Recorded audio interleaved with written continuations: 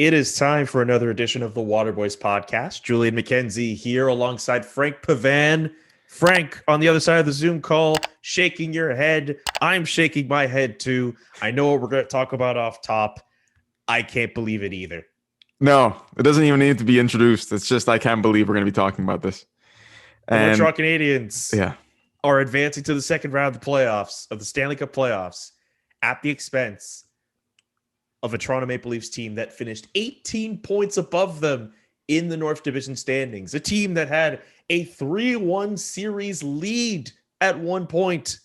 a team who also beat the Montreal Canadiens 7 out of 10 times during the regular season. This should not have gone this far. We should not be at this point. How did we get here? You know what's Why funny? are we here? You know what's what funny? happened? We'll peel back the curtain for everyone listening. And Julian and I often text throughout the week, just trying to plan things accordingly. And Julian was like, hey, Frank, you want to just let's hold off because obviously we're uploading on Wednesday. Everyone, it's ready for Wednesday instead of Tuesday this week. I want to just hold off recording for one more day to see if the Habs get to Game 7 versus the Leafs. And it happened. And Julian just texted me. He's like, and that's why we plan accordingly, because things like this happen. And when did I actually tweet that? Because I'm sorry, not tweet that, but when did I text you that we should record for Tuesday at this point, right? I'm trying to remember exactly when I wrote that, because if I actually predicted that, then that's really impressive. I didn't realize I did it before Game 6. Are you going through your text right now? Just like I am. I am, but I feel like we have so many. It's tough for me to scramble and get them fast. Okay. But anyway, in any case, man, we're here. I just figured it would make sense that instead of recording on a Monday ahead of the game, and then the next day it's oh, well, maybe the Canadiens won, maybe they lost. Yeah. It wouldn't hurt us to debrief what we saw from this series. It's just that for the whole time, I just thought that we'd be talking about the Toronto Maple Leafs advancing to the next round, and maybe you might be in a bit less happier spirits because of the Canadiens, the season that they started off with, the highs that they had, and then the coaching changes and the fall from grace, the end of the season, the start of the series where Jesperi Kotkaniemi and Cole Caulfield don't draw into the lineup right away, and then a Game 4 where the Canadiens need a win. They lay a goose egg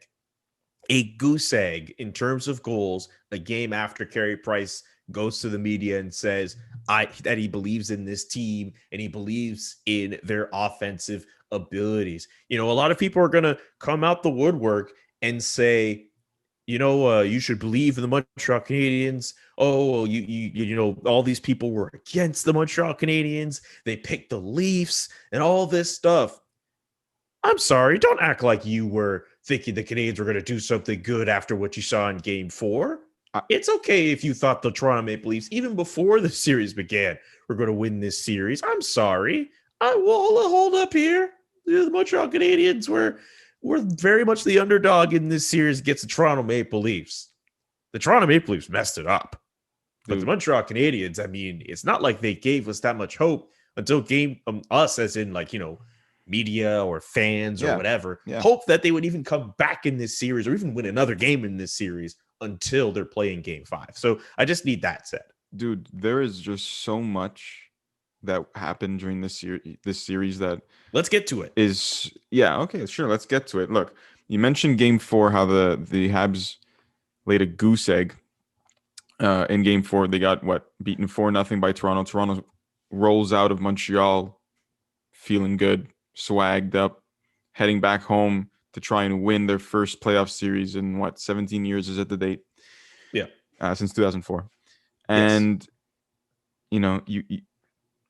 it's really crazy. This is one point that I wanted to mention off the top. It's really crazy how much people's impressions on teams change from just one moment in time. Toronto was literally one goal away in Game 5 to everyone saying, look at this team. Steamrolled through the first round as we all thought they should have. come back from adversity in that game to then win in overtime, to then move on to the second round, right? Because they had to score 3 unanswered goals against Montreal. It's crazy how just one moment in time can change everyone's impressions. If that overtime goes their way, we're talking about how Toronto looks great, how they're gonna play a Winnipeg team that they should also look great against, and how Toronto media and national media should be covering it with the intent that Toronto has true Stanley Cup intentions to win this thing. That's how this team was built throughout the entirety of the season and heading into essentially Game 5. That was what everyone was thinking. So it's crazy how one moment can really just change everything. And obviously there was Game 5, there's Game 6, and now there was Game 7. But there's just so much that went wrong, and there's so many questions. When you build a team like this, Julian, Kyle Dubas built an incredible team. You think of what plagued them in years past when they couldn't get the job done in the first round. Well, they didn't have the grit. They didn't have the depth. They didn't have the goaltending. All three of those things answered the series. I think you could fairly say, okay, they had guys like Jason Spezza who played awesome. William Nylander stepped up and hushed his. Their best forward all series. Best forward all series. Guys like Pierre Engvall and Zach Hyman and the Morgan Rileys, Bogosian, all these guys are stars, and it's like, what do you do from a Kyle Dubas standpoint? Because he made everyone happy leading into this season and series. He answered he filled all the holes, and yet this happens again. So I don't know. Okay, so here's a question for you, right? Because I was rambling a little bit, and I apologize for that. Sure, that's fine. No. Frank, this is something of, historic, obviously, because the fact this is a series that we have not seen in over 40 years, and this is a catastrophic collapse by the most immense proportions. Do not apologize for rambling, because you and I are going to try to make as much sense of this as we can, because I still can't believe it either. So you do not need to apologize for rambling, because Lord knows I'm going to do a lot of that as well. Okay, cool. So also, just before I ask my question, I want to make it clear that throughout this series, I was really trying to be, I'll make this clear. I didn't have high hopes for the Habs even closing out the season, let alone this series alone. Like, I was not very happy. I was frustrated I'm a diehard fan, but I do try to remain objective. And obviously the show covers other sports aside from hockey, so that's what we cover. But anyways, so and leading into this series, I was really making a strong effort to follow media members over in Toronto who work for TSN, Sportsnet, all those Yahoo, all those outlets, trying to gauge their impressions. And it really became clear to me after not even Game 6, dude, Game 5, when they lost in overtime, it really became clear to me how it jumped a level for these people. It didn't go from, okay, we lost, there's a bit of doubt. It went from, okay, we lost, full-blown PTSD. There was no in between in that Game 5. It's like, we lost Game 5 in overtime. What happens if Carey Price steals the next 2 games? That was the immediate thought. It wasn't like, oh, we're going to bounce back and come back and win in Montreal. It was, what happens if this happens again? So I tried to make a conscious effort about following the media over in Toronto and really just gauging how traumatized they are, these people and the fans as well. But here's my question for you: at what point do the Leafs' young core, you think of William Nylander, you think of Austin Matthews, you think of Mitch Marner, Morgan Rielly, even, outgrow this? Or at what point do we just say this is who they are? You mean outgrow this in terms of not being able to win a first-round series? Getting the monkey off their back. I mean, they better do this as soon as next year. But with the players that you mentioned, something has to get moved. I mean, I don't know if it's sufficient to just change the chairs on the deck surrounding those core players. I mean, at this point, with the fact that Joe Thornton is washed at this point, Wayne Simmons, I don't know if he's going to be back. A lot of the players on the periphery, fine, are probably going to get shuffled out anyway.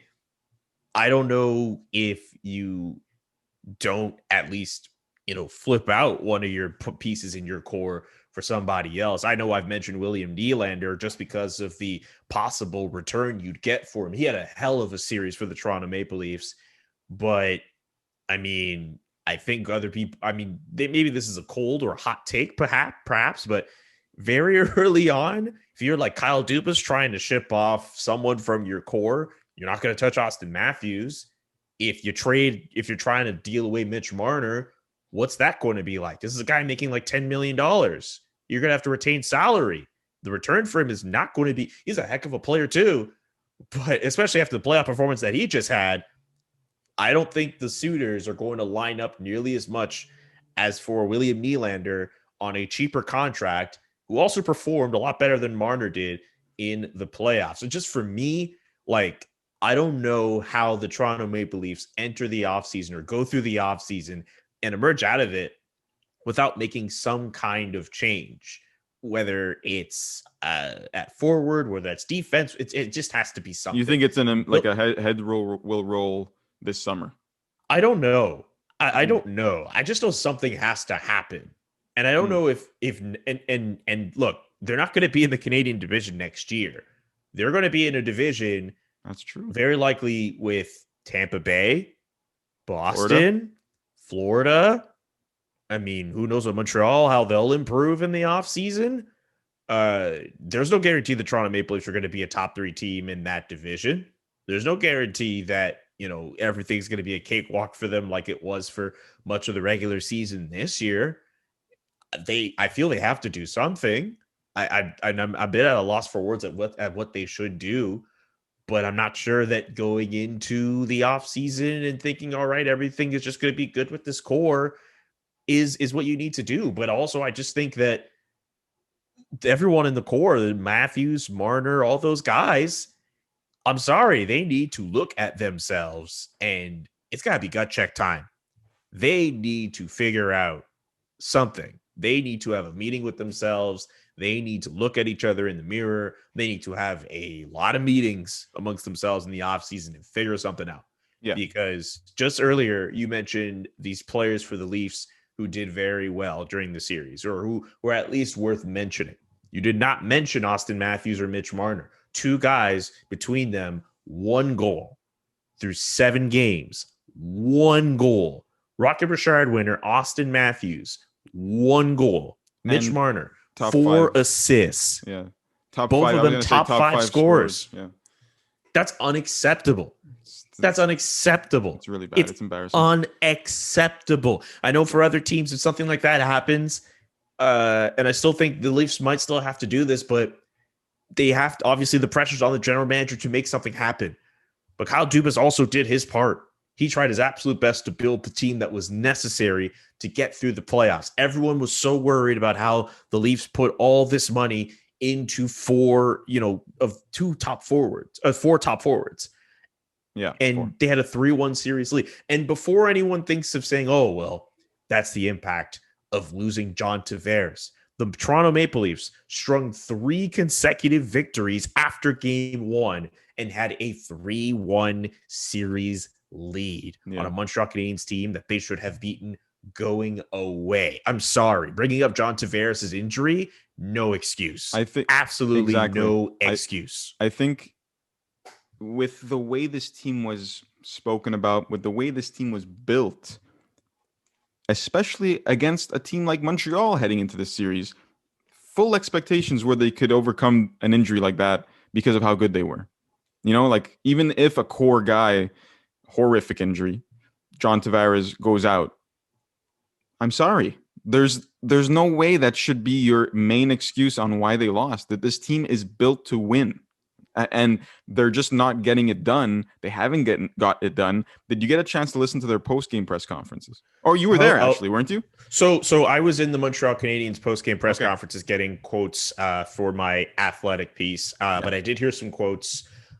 Mitch Marner putting a lot of pressure on himself. Jack Campbell is calling the goal that he allowed from Brendan Gallagher as the worst one he's allowed in his career.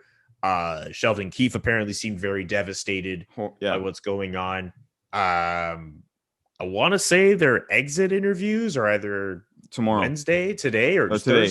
Today, excuse me. Yes. Wednesday. So Wednesday? Yes. Okay, yeah. So I'm sure by the time this podcast is out, there will be more and more quotes coming from the Toronto Maple Leafs. One other thing that came to my mind, and it's something I thought about as well, in terms of depth. Kyle Dubas, unfortunately, I think might get criticism for a trade he did not make or a trade he was not interested in. Because as the Toronto Maple Leafs are at home, just licking their wounds after a stunning upset.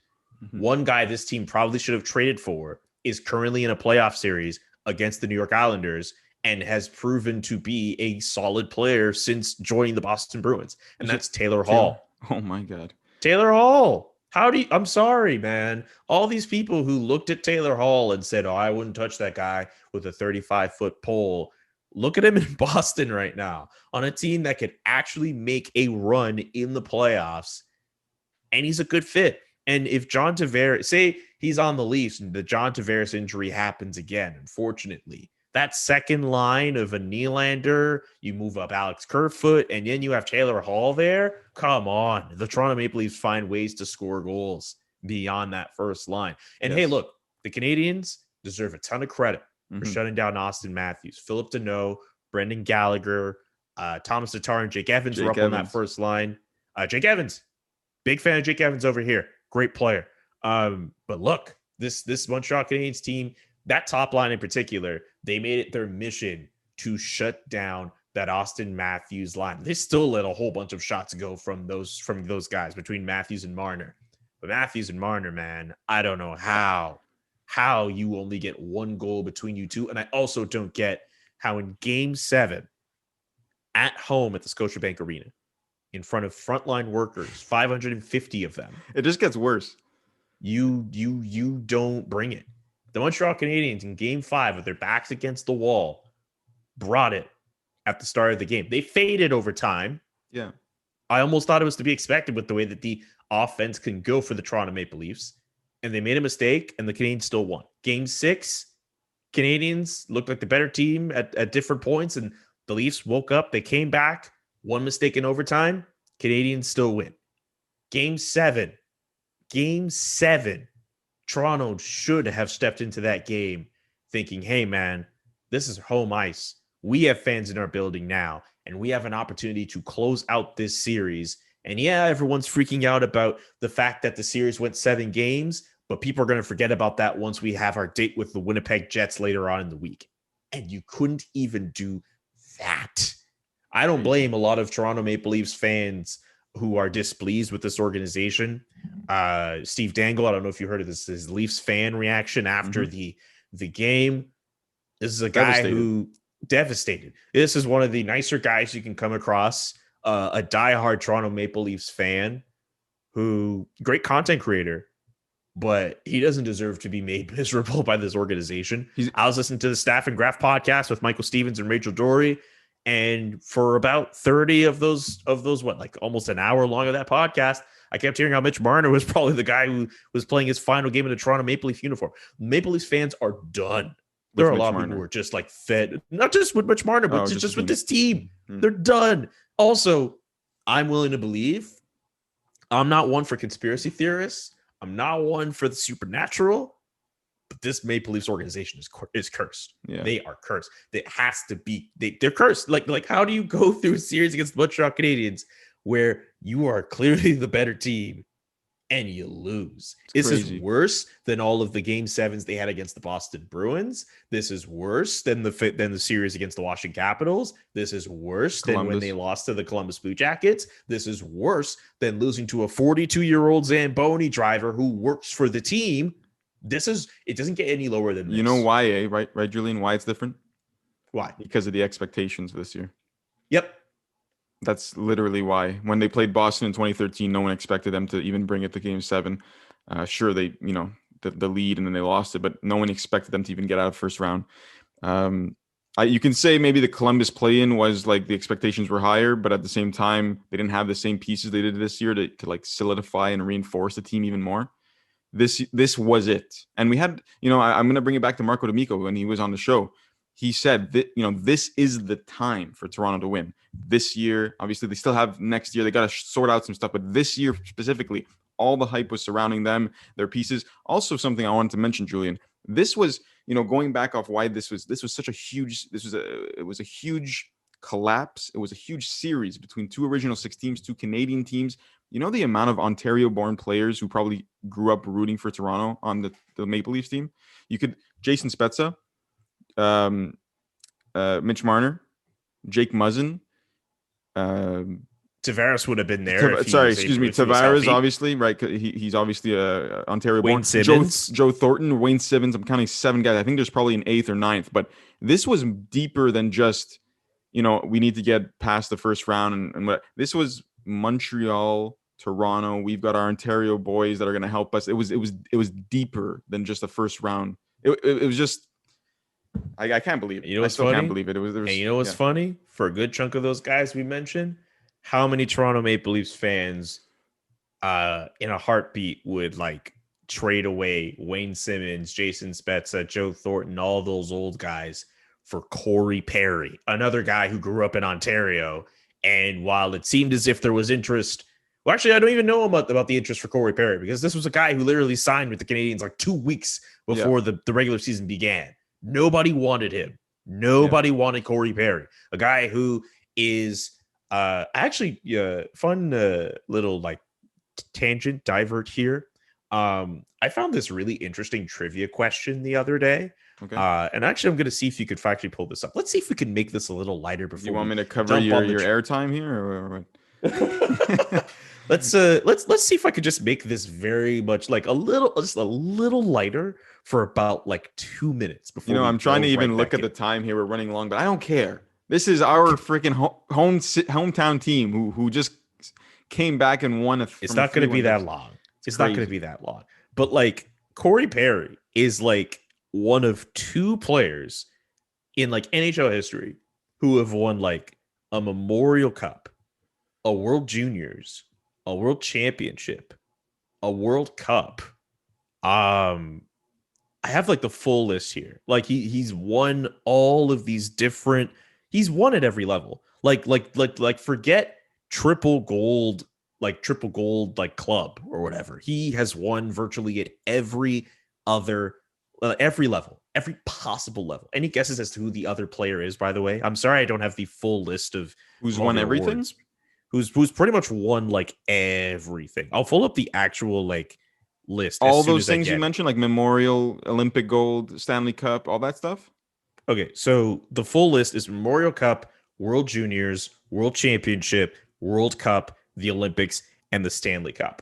All of those things. There are only 2 NHL players, 2.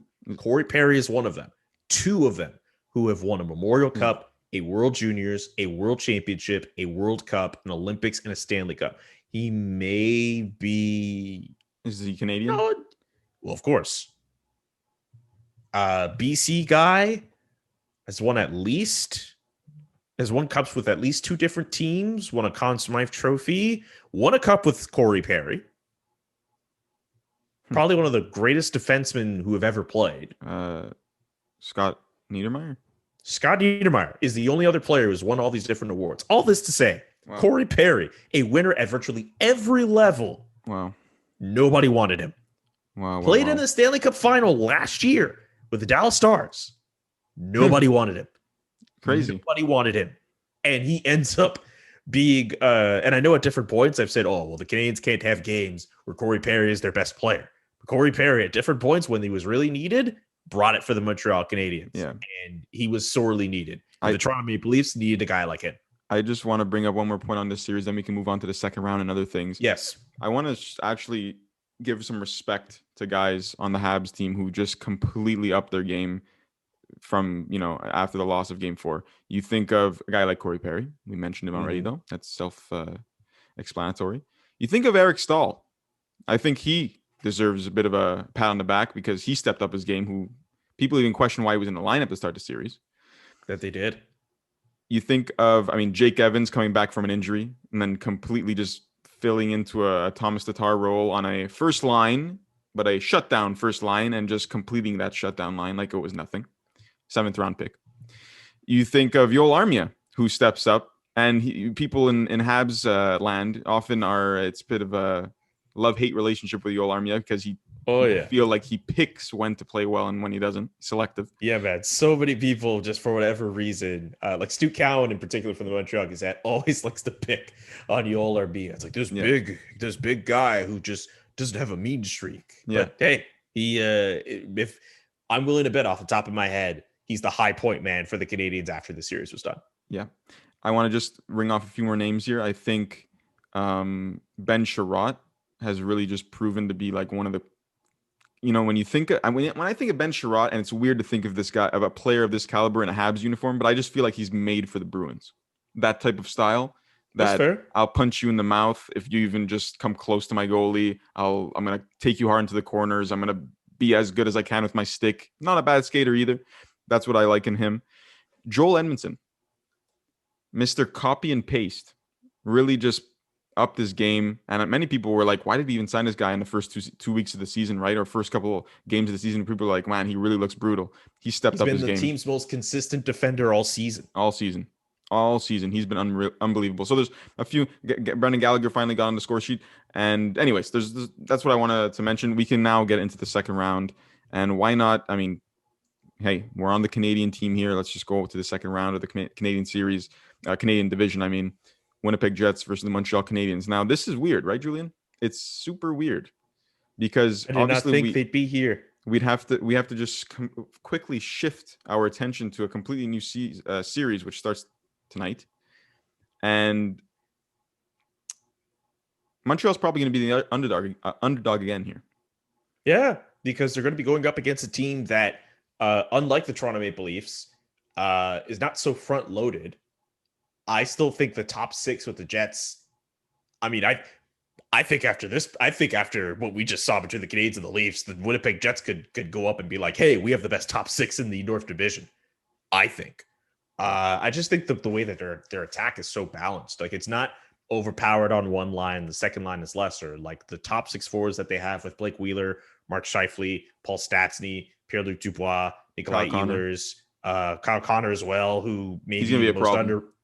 He's probably like the most underrated goal scorer in the league. Yeah. Honestly. You could at least lay claim to either being the most underrated or among the most underrated goal scorers in this league. He's a guy who just let him open, and his release, he'll just quietly just get like 30 goals in a season. It's so funny, Adrian, because like Montreal, like they're going up against another stacked top six. And first of all, the job doesn't get any easier for Danault, who just probably played his best playoff series in his career. And, he's going up against another huge, tall order. Yet, like, what do teams... Here's a question, right? Let's flip-flop it, right? What does a team like Winnipeg fear or are concerned about when they play a team like Montreal? Because Montreal is not top-heavy. They're just really... I don't know. They grind you out. They play the long game. At least they've proven to do it over the past 3 games. What is a team... game plan against Montreal? Because you don't think of Montreal as, they have the Kyle Connor, the Mark Scheifele, the Austin Matthews, the William Nylander. They don't have that. So what do you think they game plan around? I think for a team like the Jets, like I'm really curious if that applies, because you think of the Canadiens as a team that's able to grind out and try to just be as imposing as they can. I know there's been critiques towards the Jets for the way that their defense looks, but otherwise, I think this is a team that should be able to do that as well. Like the Toronto Maple Leafs, beyond Marner and Matthews, yes, they have the other pieces offensively, but I think the Canadiens definitely tried to make it a point to impose themselves on those Leafs players and make it difficult for them.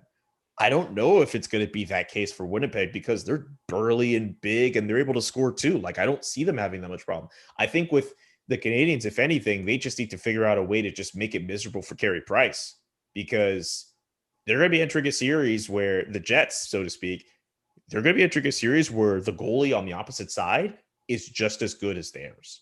Yeah. Like Connor Hellebuyck and Carey Price, we're talking about 2 of the best goaltenders in the game right now. Vezina winners. We're talking about 2 goalies who could very well play against each other at the 2022 Olympics in Beijing.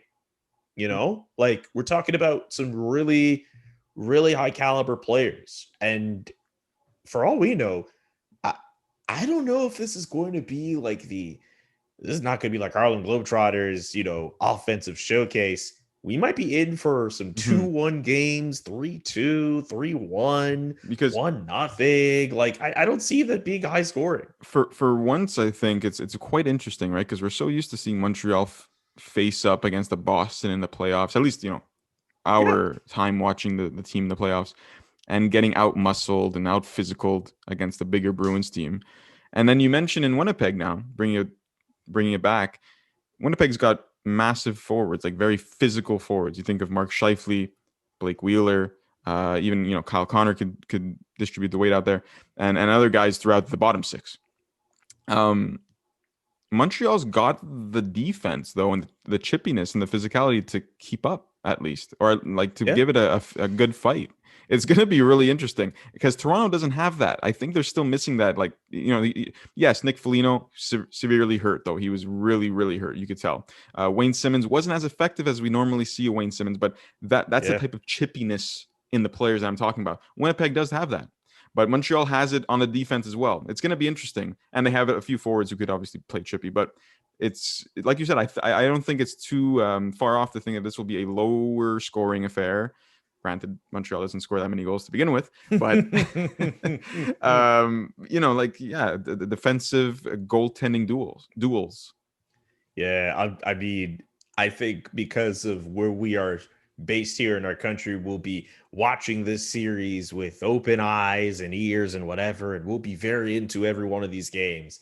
But if you are a casual observer looking at Montreal Winnipeg as a second round series, you're disappointed because you're like, what happened to Edmonton and what happened to Toronto? How come we're not getting the McDavid Matthews series we wanted with scoring and excitement? You're just gonna get two teams.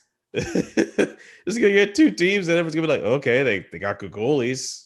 Okay, Yeah, all right. right. They're good. They're good teams. They're both good teams. I'm not gonna disrespect them that much, but I don't think it's gonna be nearly as exciting as what Toronto and Edmonton might have been. But hey, for Montreal Canadiens fans, enjoy it. Absolutely. No, a lot of people didn't think the team would make it to the second round, much less get a game. Craig Button of TSN didn't even think they'd score a goal. Didn't think they'd was it win a game? He called the sweep, right? He said Win they a wouldn't game. win a game against Toronto. I think he also said that like they might have trouble scoring goals, which he wasn't completely wrong about, but also they won the series. So it's weird. Such a weird pretty time. Weird. But hey, it's the Stanley Cup playoffs. It's the Stanley Cup playoffs, man. It's the Stanley Cup playoffs. Everything you do in the regular season gets thrown out the window.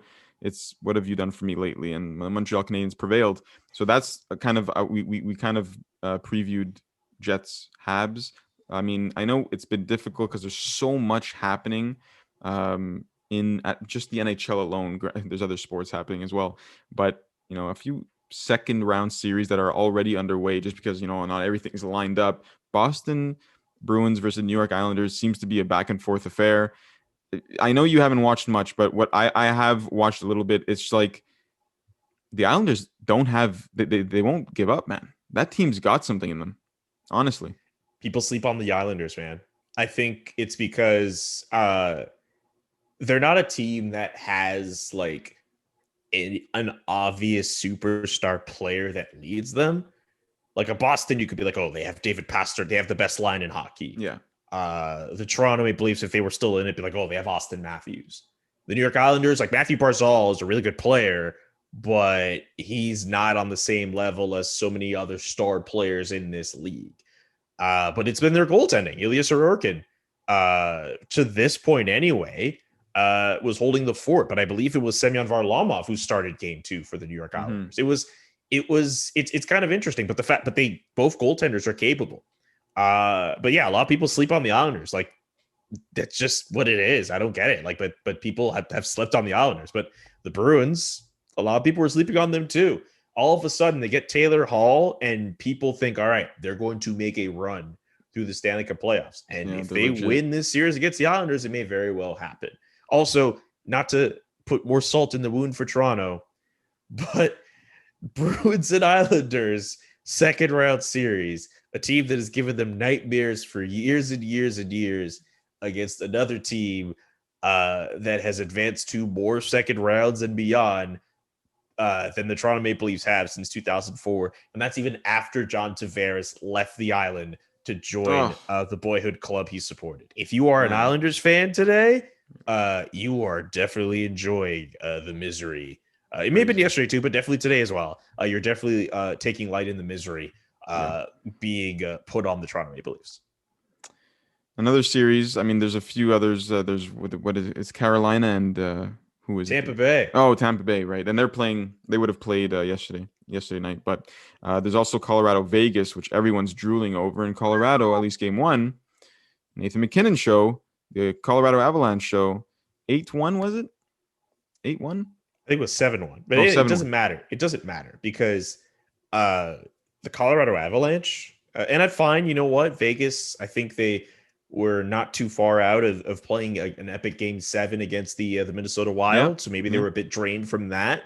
But the Colorado Avalanche looked like the Harlem Globetrotters and the Golden Knights, who we all thought would put up a fight in the series, and they still very well will or could. They look like the Washington Generals in game 1. I'm still Nice. also very surprised. Robin Leonard got the start in that series for game 1. Right. I thought they would have just ridden Vezina Trophy finalist Marc-Andre Fleury. I wasn't wrong, right? Connor knows? Hellebuck did win a Vezina, right? Yes, he did. He Okay, good. Didn't he win like last year? Yeah. Yeah. People forget about that. Like he won a Vezina Trophy. Man. No, but honestly, like it's weird because when a team gets blown out in the playoffs, you think, wow, they're going to be in for one. I think Vegas bounces back here. I can't imagine. I mean, I know Colorado's amazing, and they're probably the Cup favorites at this point, but I can't imagine not seeing a pushback from Vegas. I think they're going to wake up. They're built to win it as well. They're built to win the Cup as well. They've been built to win the Cup ever since they became a team. I mean, it's as simple as that. So I'm expecting a pushback here from Las Vegas, and that's going to be an exciting series. Probably the most exciting series of round 2, I think it might be fair to say. Not Toronto. Tampa Bay, Carolina. You can't believe it either. I can't believe it. It should be Toronto Jets. No, I was going to say Carolina, Tampa also has, it could be a very, very interesting series. But anyways, we've spent how long here, Julian? 37 minutes. So let's get on to a different sport here because that's what we do on the Water Boys podcast. I know.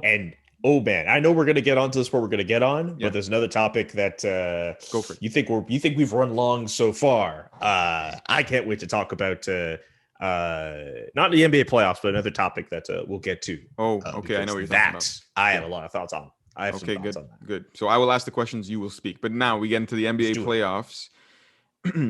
The Clippers, who, correct me if I'm wrong here, Julian, they were down 2-0 or were they down 1-0? They were down 2-0 against the Dallas Mavericks. They've clawed back. They've tied the series at 2 apiece. And is this what we wanted to be seeing from a team like this? Like that pushback that, okay, we might be down, but we've got NBA Finals hopes. Like we were saying, it would be a fail if they didn't, right? With everyone they've kind of scouted and brought on board, from players to even management staff. This is what we kind of expected, at least you maybe. Yeah, I mean, if you're the LA Clippers, after the embarrassment that you had last year, not to mention the series you had against Dallas, where they also tried to push you last year in the first round series, I'm sorry, like if you're the Clippers, like you should be able to win this series going away up on the Mavericks. I understand Luka Doncic is the player that he is right now. He may be hurting a little bit, at least heading into game 4 of that series. I think he was complaining of a slight neck problem. But the Clippers, they needed to claw themselves back into this series. I don't know if this means that this will go 7 or they'll win up the next 2 games and they'll win it in 6. But if the Clippers find a way to butcher it against the Dallas Mavericks, instant failure for this franchise, which has continued to languish in the shadow of their bigger brother, who we'll get to in a second. But yeah, the Clippers, I mean, they needed to get themselves back into this series. We may still get an all LA series at some point in the playoffs, but I don't know, man. The Clippers, they needed to get themselves back in this series. I feel like being in these situations, though, like these desperate, dire situations for teams who have high hopes and are expected to do big things in the playoffs, they're kind of needed. Like this could be a very much a confidence builder / building point for the LA Clippers. They've overcome a 2-0 deficit. 2-0 deficit isn't easy. You got to come back and win 2 straight games. And so I feel like these can be defining moments for a team to gain that confidence and take it to the next step and, finally close close the door on this series if they get a win. I feel like that these moments are really good. Similar, I bring it back to, even if Montreal was the underdog, that's a defining moment for that group, Like that's a moment where they can just look at each other and say, hey, guys, we did this. And maybe this right here, being down 2-0 for the Clippers, Kawhi and company, that could be a moment for them as well. And then for a team that last year against Denver had a 3-1 series advantage and lost it, a series comeback for them like this, that is a good momentum builder for them. They need stuff like that to kind of, have it further ingrained in the championship DNA they want to put together. And I understand they have Kawhi Leonard, who has some championship DNA in him, but the Clippers as an organization do not have that. So they need any type of win, or they need something to get themselves over the top, and hopefully for them, something that can get them to the finals. But they found a way to claw back against the Dallas Mavericks. Doesn't mean they're going to win, but you hope for Kawhi and PG and the rest of that core's sake. I'm telling you, if they lose that series against Dallas, that's a team where heads are going to roll, because that's going to be back-to-back years where not only do you fail to reach the NBA Finals, but you get your ass handed to you in embarrassing fashion against teams you were probably projected to defeat. Right. So, the Clippers better win their series. And speaking of the big brothers, the Los Angeles Lakers also finding themselves in a tight series against the number 2 seed Phoenix Suns. Phoenix isn't going away, Julian. This is no, they're not. It's going to be a good series. Yeah, but as far as I know, Anthony Davis is hurt, and the Lakers are going to have to find a way to go on without Anthony Davis. So this could be a pretty tight one. LeBron and the rest of the core in LA. I mean, I'm not convinced LeBron is necessarily 100% healthy either against the playoffs, but that's a team that even if they're a 7th seed, even if they lose against the Phoenix Suns, that's a team with a lot of expectations on them as well. And losing out on AD, that's pretty tough. I don't know exactly when he might be back in the series, but I think for the Lakers, a lot of pressure will be on them. But for the Phoenix Suns, there's a part of me that's rooting for them to do really well in this series because of Chris Paul is just amazing. And I know Chris Paul is another guy who's not playing at 100%. Chris Paul is a guy who has literally made every franchise he's played on better, including the Phoenix Suns, who were just a middling, bad franchise, a team that did well in the bubble last year, but were just like middling and kind of finding their way with Devin Booker, and have now turned themselves into a top-tier team in the Western Conference. So I don't know if the Lakers played yesterday. It's kind of weird to say I don't know if the Lakers have played yesterday. They're playing. They did. Davis not expected to play Game 5 due to his injury. So, gotcha. The Lakers, we're gonna have to see what it's gonna be like for the Lakers playing without AD. That's a guy who takes a lot of pressure off LeBron. And if LeBron's gonna have to do it on his own against the Suns, that's going to be LeBron has done it on his own before, though. He has, but at a much younger point in his career, a little less wear and tear on his body. And I mean, as a 7 seed versus a 2 seed, I mean, LeBron, it's not impossible, but he's going to have to put in some work to do that. Do you want to comment on a few of the things that happened in the NBA with, was it Kyrie Irving and oh my god, wow. I didn't write that down, and oh man, but it just came thank you for mentioning that because a lot to unpack, man. Because so for a lot of you guys have probably seen over the last few weeks in NBA games where NBA players, the players I'm thinking of in particular, Russell Westbrook, Trae Young, Kyrie Irving, have had things thrown at them or spit thrown at them from the stands since the beginning of the NBA playoffs. Kyrie Irving, at one point, walking off the court, and a water bottle thrown at him by a fan. That fan has since been banned, and I think charges might be laid on that particular individual. And I know some people are trying to conflate that with how he stepped on the Boston Celtics logo after the fact. A bunch of animals, these people in the stands. That's how I feel about these people. We are slowly, at least in North America, taking steps to getting out of this pandemic.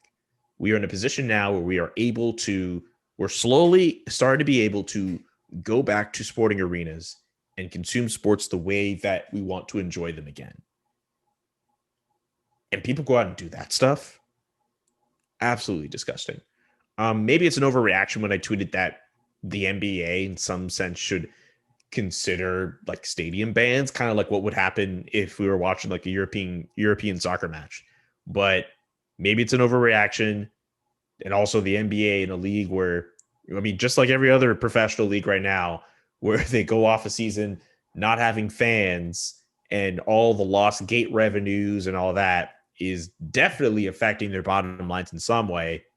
Them going out of their way to ban entire fan bases from going to games, that's not good from a financial standpoint. But something needs to be done with the conduct of these players and the conduct of these fans, right, and the way that they treat players. Yeah. And it's disgusting.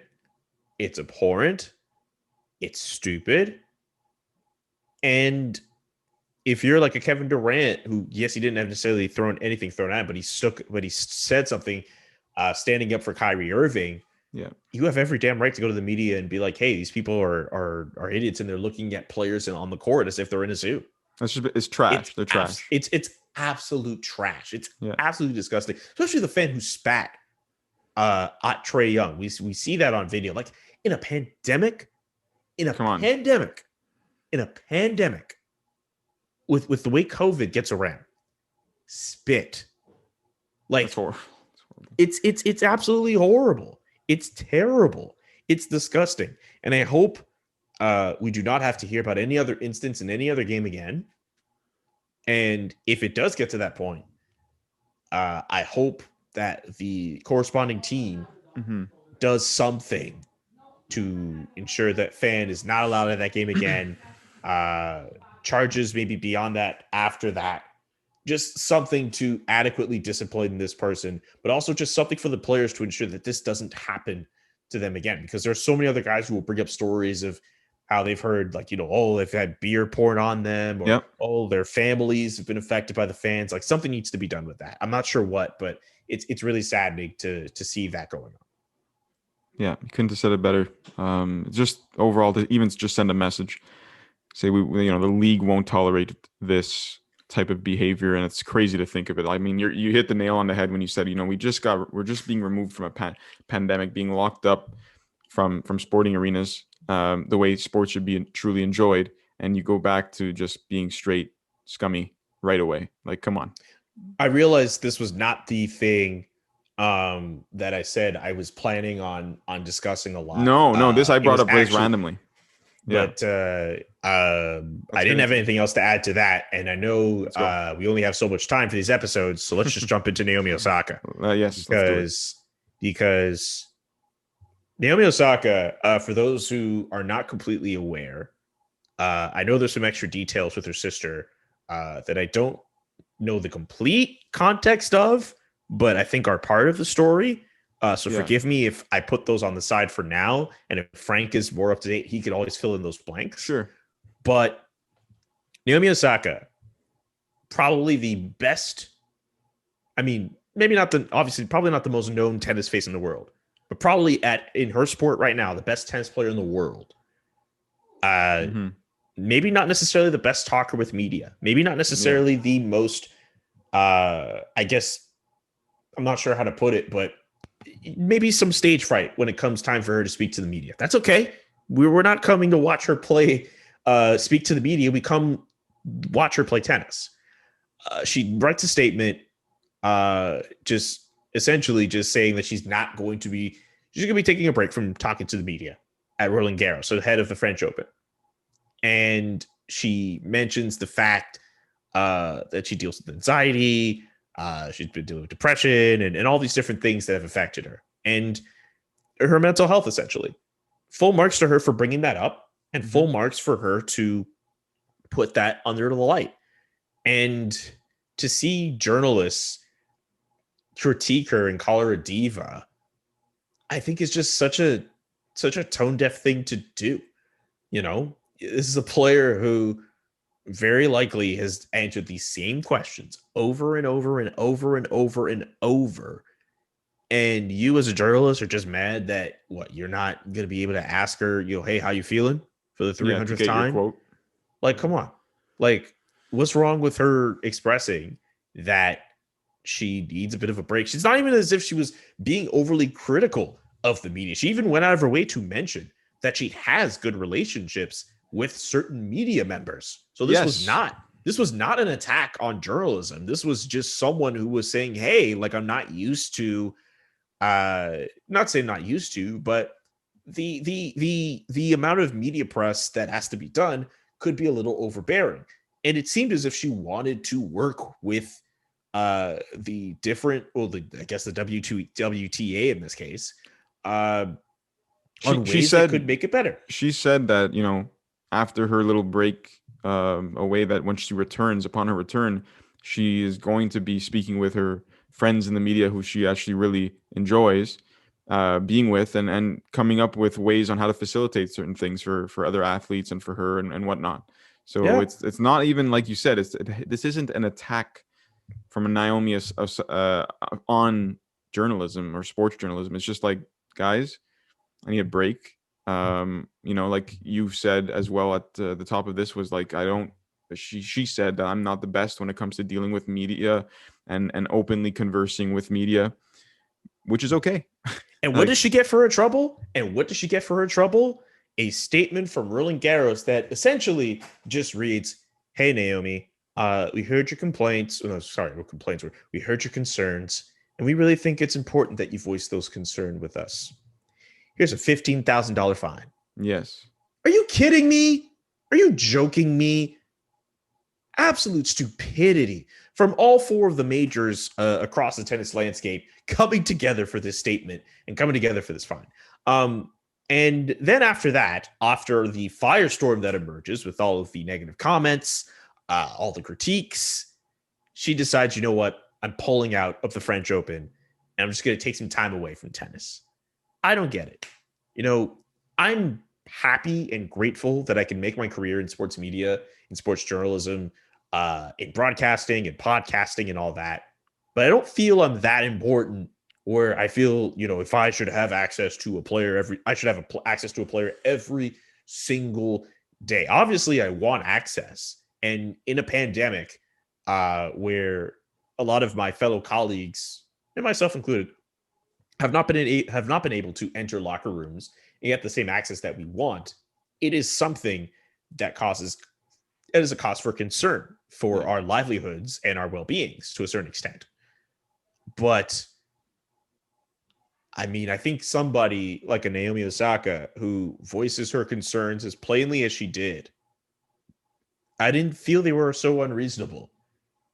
And I think the opposition that came about from even if the media obligations are her obligations, it should at least open up a conversation about how we as media interact with athletes and the obligations we put on them, the expectations we put on them, the frequency of media availabilities. Wow, a good chunk of them say nothing, unfortunately. We have to have a really strong talk and a long thought out talk with ourselves, with leagues, with players, or just anything. Stuff needs to be done to properly address these things, because I think Naomi has a point. I don't think she should have to be subjected to the same questions 3,000 times and have to speak to media every opportunity that they might need. I understand that she needs to, for sponsors and stuff like that. Maybe she does has need to be put in responsibilities, of front course. She does have responsibilities. And if I'm a media member covering tennis, like, yeah, of course, I want to be able to tell her story, and I want to be able to do it without her controlling the message and just giving straight PR. Like, you want the real stuff. That's the role of a journalist, I think, just to sift through the PR stuff and getting real stories and getting the real stuff beyond what, a PR team or an athlete might want you to hear. But I don't think journalists are so inhumane that they can't consider that someone's mental health is being gravely affected by the wear and tear of the sport that they're in. And if a significant part of that is the media availabilities, which seem to cause some stress upon Naomi, maybe a little like, yeah, they seemingly do. Uh, I don't have a problem listening to those concerns and finding something in the middle. And again, I think it should be emphasized that Naomi wasn't necessarily putting out something in the hopes of setting the media world ablaze and saying that all journalists are stupid and the tennis media is stupid and we should be doing away with journalists. I thought this was someone who just wanted to express their concerns and was willing to meet in the middle to find something that would work for her, but also for other tennis players. But it seems as if not everyone agrees. And the fact that she was even fine in the first place is pretty bad. Anyway. No, I know. And just to add to that, like to finish off on this note, was that her, you mentioned her sister off the top, and it was really just something happened on Reddit because her sister really wanted this. It's her older sister who also is a tennis player. Yeah. And she just wanted to speak for her sister and kind of speak up and just say what we kind of broke down was that, hey, Naomi's not the best when it comes to speaking and explaining herself. That's kind of what her older sister was saying. And that, there was a family dispute as well. And anyways, there was many factors at play here with what led to this decision.